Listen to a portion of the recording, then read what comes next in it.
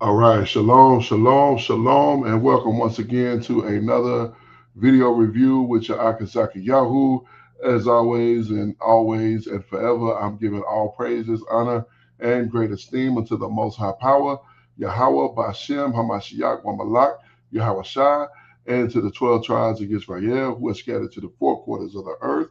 I say shalom, wa baruchim, that is peace and blessings. And I cannot wait to the day when the Most High brings us back together, and we are once again 12 tribes, one family, one nation, under the Most High Power, under one covenant, back in our own land with a heart of flesh and no more a heart of stone, with our enemies and our adversaries and all those who hate us under our feet. All praises to the Almighty Yah. Hallelujah. Yes, indeed. So we are back again for another video review. This time we have a video coming to us from our dear elder Benayah ben Israel of, and the name of this video is called Meet the Indians, Hebrew Israelite Research. So he goes into some interesting information as it pertains to the people who are known as Indians. So let's get to it and through it. All praise, honor, and esteem unto the Most High. Here we go.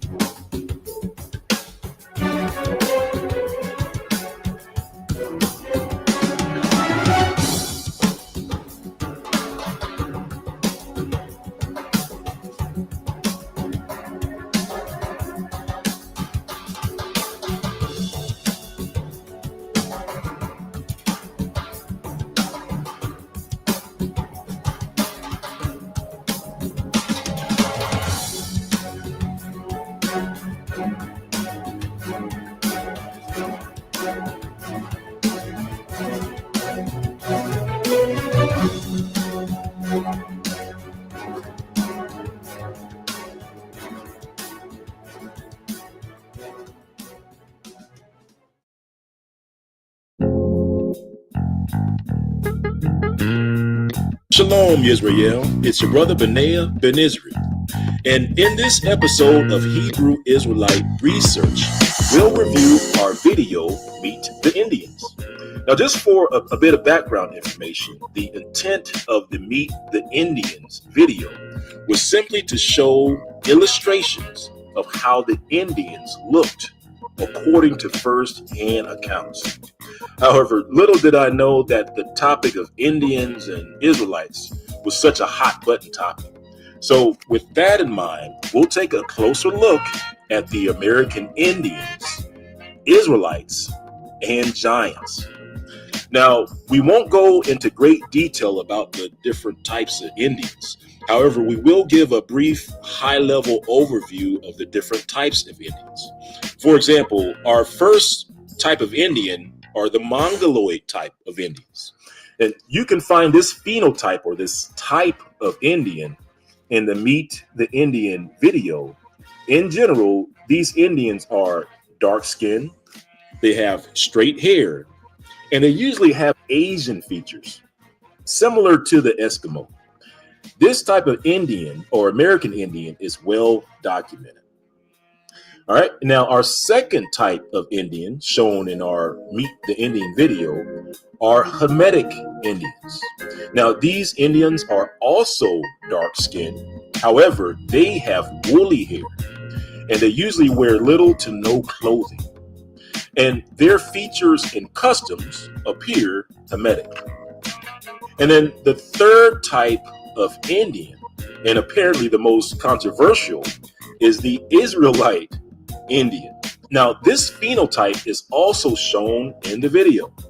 Now, these Indians are dark skinned, they are clothed, and usually their clothes have fringes, and they usually practice Israel-like customs.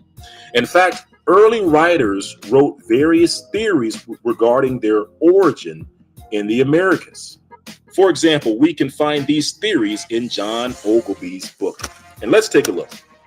Now, on page 27, and this is John Ogilvy's book of America being an accurate description of the New World. So on page 27, a little ways down from the top, it reads, "Some would derive the Americans from the Jews, others from the 10 tribes of Israel, carried into captivity. The ground of which opinions is that the Jews and Israelites were scattered amongst all the nations. Therefore, they conclude that America was also peopled by them, the rather because the ancient Jews and Americans were of one complexion.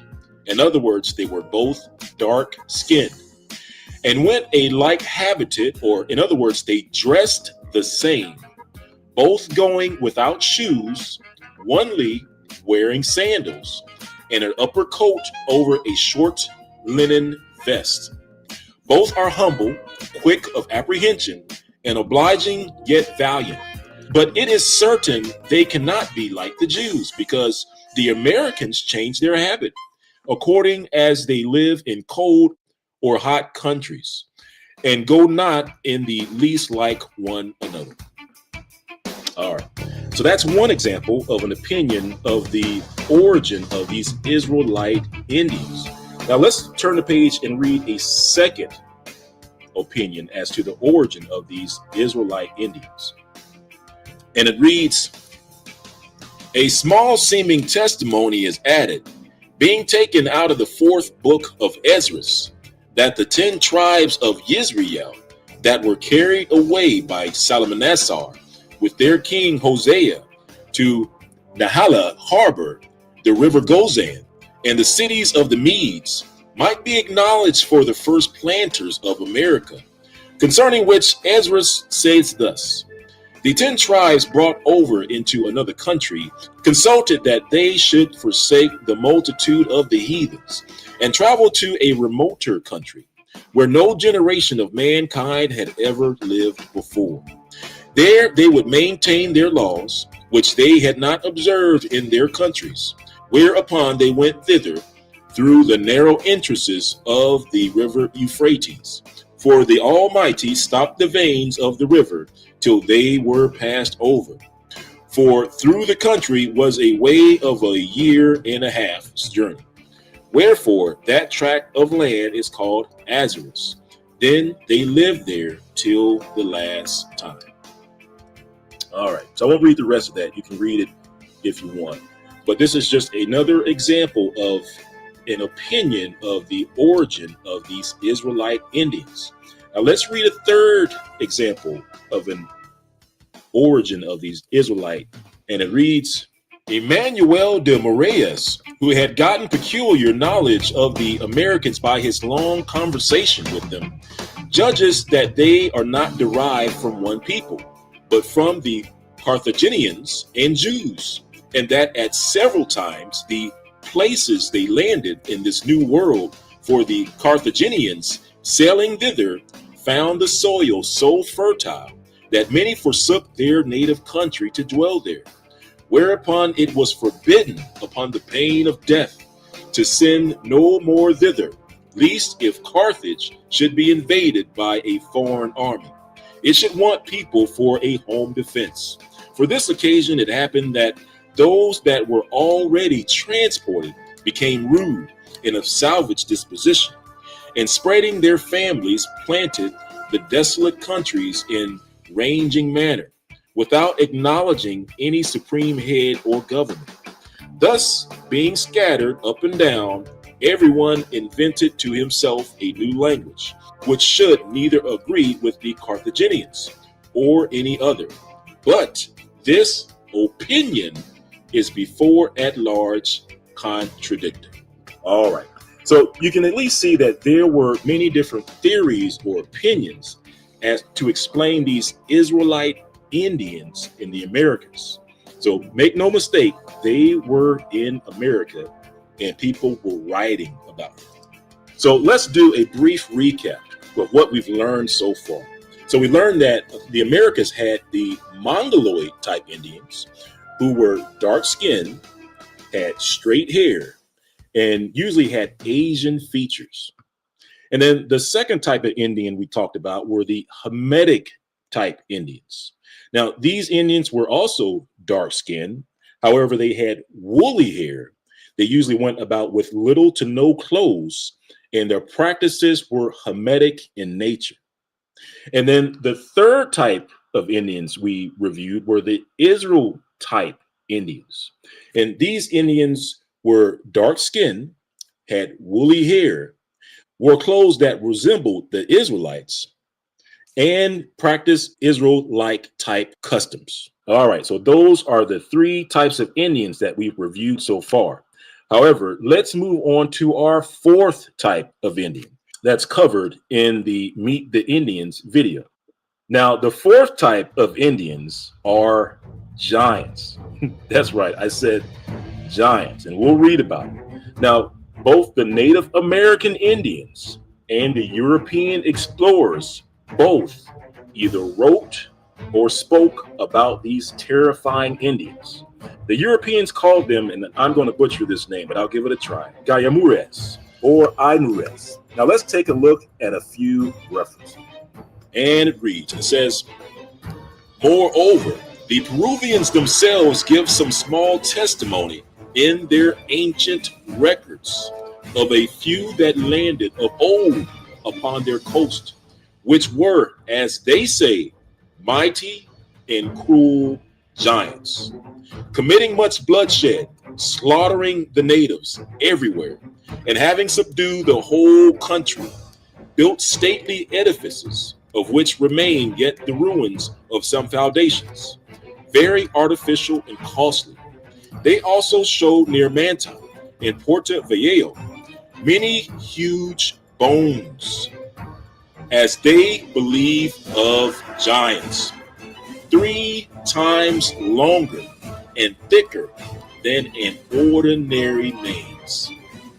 All right, so let's go on to our next reference, which reads, 7 leagues farther in the country, beyond the town of Isleos, lies a nameless lake, 3 leagues long, as many broad, and above 10 fathoms deep, and full of the fish manati, which are very large and well tasted, besides abundance of crocodiles. And in windy weather, the water is as rough as if it were in the ocean. Out of this lake flows a river by a passage so narrow that a boat can scarce pass through the same. Round about this river live the Gayamures, the most savage people of all America. They are of a gigantic size, have white skins, carry exceeding great bows and arrows, live without houses like beasts, devour men's flesh like tigers, never fight in companies or armies, but watch to surprise a single man or beast. They also eat their own children, and possessed formerly all the land from the river Saint Francisco to the promontory Frio, but beaten from thence by the Tupinampas and the Tupinichas. They went to the country of Los Isleos, which they invaded in such a manner that the Portuguese were not only forced to leave their sugar mills, but also the whole country. To put it into perspective, these giants were driven out by other Indians or other people, that they came into the region where the Portuguese were, and it forced the Portuguese to leave their sugar mills because of these giants. You can see the Gayamires on the screen.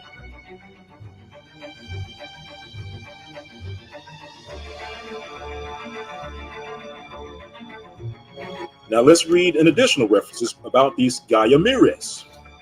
And it reads, in the course of his presentation of ethnographic material on the whole American continent, the Dutch traveler J.D. Layet refers to a Brazilian people, the Ayamures or the Gayamures, as the cruelest savages of all Brazil.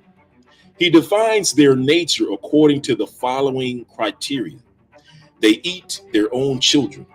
They eat embryos, tearing them from their mother's womb, and they hunt men like animals. The limit nature of Ayamures is thus defined in economic terms, their mode of hunting, dietary terms, their diet of human flesh, and social kinship terms. They negate the bond between mother and child. In their hunting practices, they resemble animals.